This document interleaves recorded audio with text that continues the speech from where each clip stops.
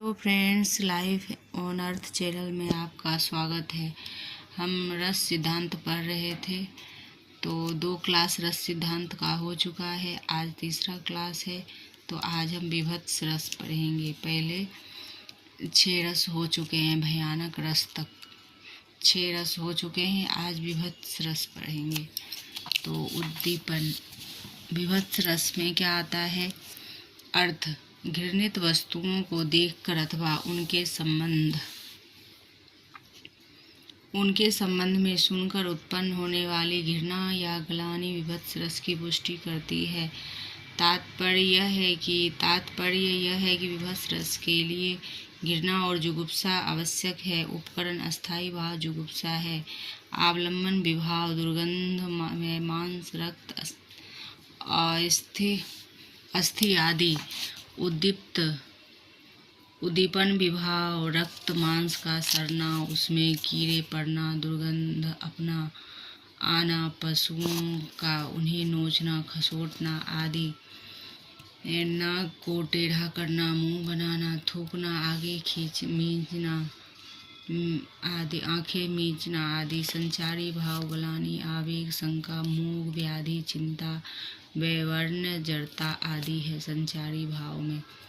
तो विभत्स रस कहा जाता है और इसे जुगुप्सा कहा जाता है। ये ध्यान रखें, विभत्स रस को जुगुप्सा कहा जाता है। विभत्स उसमें घृणा, जैसे कि शरण और ये जैसी दुर्गंध युक्त चीज़ें, ये सब जो है विभत्स रस में आते हैं। तो देखते हैं दोहे के उदाहरण के रूप में।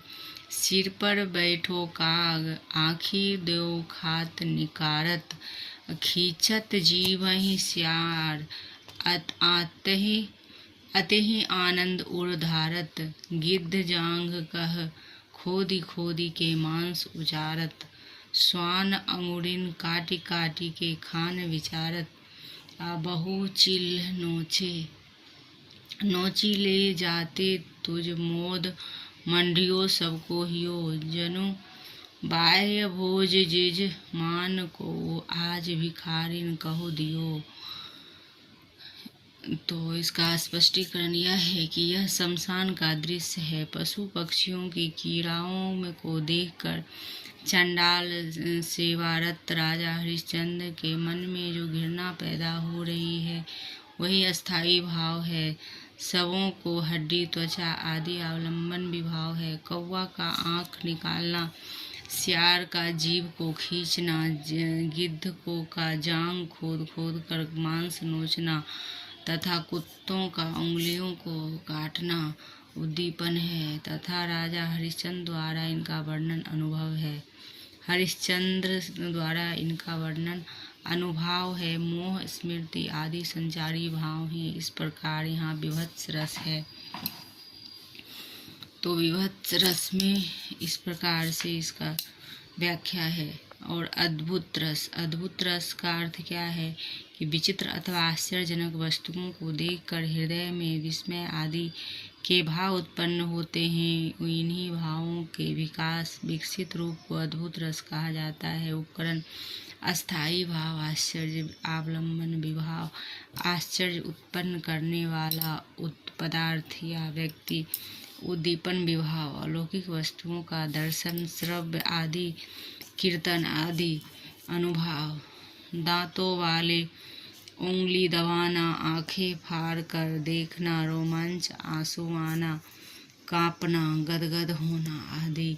संचारी भाव उत्सुकता, आवेग, भ्रांति, घृत, हर्ष, मोह आदि। यहाँ उदाहरण से यहाँ वहाँ दुह बालक देखा, मति भ्रम मोरी की आन विसेखा, देखी राम जननी अकुलानी, प्रभु हसी दीन मधुर मुस्कानी, देखा रावा मातहि निज, अद्भुत रूप अखंड, रोम रोम प्रति लागे कोटि कोटि ब्रह्मांड। तुलसीदास जी द्वारा रचित है। स्पष्टीकरण है। राम को एक साथ ही दोनों स्थानों पर देखकर माता कौशल्या के मन में उत्पन्न होने वाला आश्चर्य अस्थायी भाव है। यहाँ राम अवलंबन है और राम का एक राम का एक साथ दो स्थानों पर देखा जाना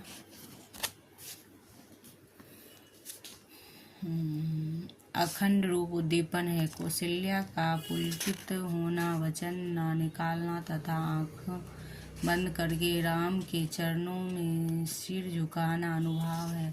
भ्रांति, त्रास, वितर्क आदि संचारी भाव है। इस प्रकार इन पंक्तियों में अद्भुत रस की पूर्ण अभिव्यक्ति हुई है। शांत रस अर्थ शांत रस में है तत्व ज्ञान आदि ज्ञान प्राप्ति अथवा संसार से वैराग्य होने पर शांत रस की उत्पत्ति होती है, जहाँ न दुख है, न सुख है, न राग द्वेष, न कोई इच्छा है।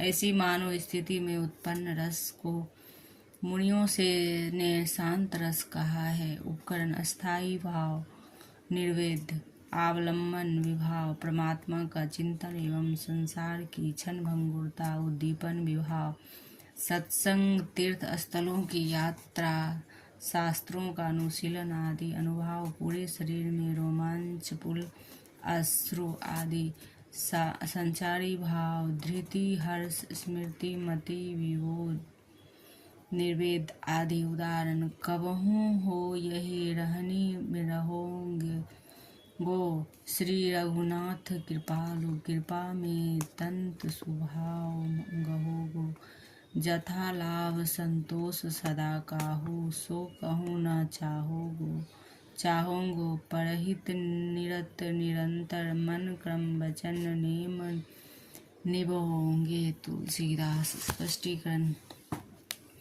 इस पद में तुलसीदास ने श्री रघुनाथ की कृपा से संत स्वभाव ग्रहण करने की कामना की है। संसार से पूर्ण विरक्ति और निर्वेद अस्थायी भाव है। राम की भक्ति अवलंबन है। साधु संपर्क भी श्री रघुनाथ की कृपा उद्दीपन है। धैर्य, संतोष तथा अचिंता अनुभाव है। निर्वेद, हर्ष, स्मृति आदि संचारी भाव है। इस प्रकार यहाँ शांत रस का पूर्ण परिपाक हुआ है। भक्ति रस के विषय में बड़ा मतभेद है। प्राचीन आचार्य इसे देवता विषयक मति रति मानकर श्रृंगार रस ही एक भेद मानते हैं, जहाँ पर परमात्मा विषयक प्रेम विवाह आदि से पुष्टि हो जाता है। यहाँ पर भक्ति रस की उत्पत्ति होती है। उपकरण में अस्थायी भाव, भगवान विषयक रति, अवलंबन विभाव, परमेश्वर राम कृष्ण आदि उद्दीपन विभाव, परमात्मा के अद्भुत कार्यकलाप, सत्संग, भक्तों का समागम आदि अनुभाव, भक्त भगवान के नाम तथा लीला का कीर्तन, आँखों से आंसुओं का गिरना, गदगद हो जाना, कभी रोना कभी नाचना आदि संचारी भाव, निर्वेद, मति, हर्ष, वितर्क आदि। असुवन जल सींची सींची प्रेम बेली बोई, मीरा की लगन लागी होनी होय सो होई। तो स्पष्टीकरण में इन पंक्तियों में श्री कृष्ण के प्रति मीरा का अनुराग अस्थायी भाव है। श्री कृष्ण अवलंबन है और सत्संग उद्दीपन है। आंसू प्रेम बलि का बोना और आंसुओं से सींचना अनुभाव है। शंका, हर्ष आदि संचारी भाव है। इस प्रकार यहाँ भक्ति रस का सुंदर परिपाक हुआ है। वात्सल्य रस अर्थ पुत्र, बालक, सिंह, अनुज आदि के प्रति रति का भाव स्नेह कहलाता है। यही भाव परिपुष्ट होकर वात्सल्य रस की व्यंजना करता है। उपकरण अस्थायी भाव, स्नेह, वात्सलता, अवलंबन विभाव, पुत्र, शिशु और शिशु उद्दीपन विभाव, बालक की चेष्टाएं, तुलना, हठ करना आदि उसके रूप एवं उसकी वस्तुएं हैं। अनुभाव, स्नेह से बालक को गोद में लेना, आलिंगन करना, सिर पर हाथ फेरना, थपथपाना आदि संचारी भाव में। हर्ष, गर्व, मोह, चिंता, आवेश, शंका आदि तो उदाहरण में है। तन की दुति श्याम शिरोरोह सरोरोह लोचन कंज की मंजुलताई हरे। अति सुंदर सोहत धुरी भरे, छवि भूरी अनंग की धुरी धरे। दमके दतिया दूती दामनी, ज्यों किल के कलबाल विनोद करे। अवधेश के बालक चारी, सदा तुलसी मन मंदिर में बिहरे। तुलसीदास जी का कथन है। स्पष्टीकरण। स्थायी भाव स्नेह वात्सलता है। राम और उनके भाई अवलंबन है। उनके धूल दूषित शरीर, बाल कीराएं, छोटे छोटे दांतों का चमकना आदि उद्दीपन है। उनके बाल विनोद से माता का आनंदित होना अनुभाव है। हर्ष और गर्व संचारी भाव हैं। तो दोस्तों हम संपूर्ण रस पर पढ़ रहे थे। तो इस प्रकार यदि हम संपूर्ण कोई भी पाठ, कोई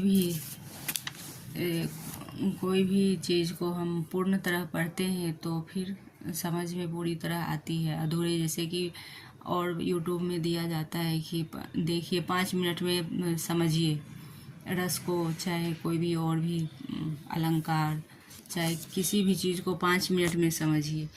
तो ऊपर ऊपर से कोई तथ्य तो एग्ज़ाम में आजकल नहीं आता है, अंदर से पूछा जाता है, जिसमें सभी विद्यार्थी छट जाते हैं। कुछ परसेंट 10% विद्यार्थी ही पास हो पाते हैं। तो इसलिए आजकल पूरी तरह से पढ़ना और समझना ज़रूरी हो गया है। यदि हम समझ कर नहीं पढ़ेंगे तो हमारा प्रतियोगिता परीक्षा अधूरा ही रहेगा। इसलिए हमें पूर्णता से पढ़ना और समझना चाहिए। तो दोस्तों हम पूरी तरह से ऑथेंटिक बुकों से हमने पढ़ाया है, व्याकरण के बुक से। इसलिए अच्छा लगे तो लाइक एवं सब्सक्राइब कीजिए। इसी तरह और भी चीज़ें हम और भी चीज़ें पढ़ेंगे। शब्द शक्ति, आगे शब्द शक्ति पढ़ेंगे। तो इसके लिए लाइक एवं सब्सक्राइब कीजिए। धन्यवाद।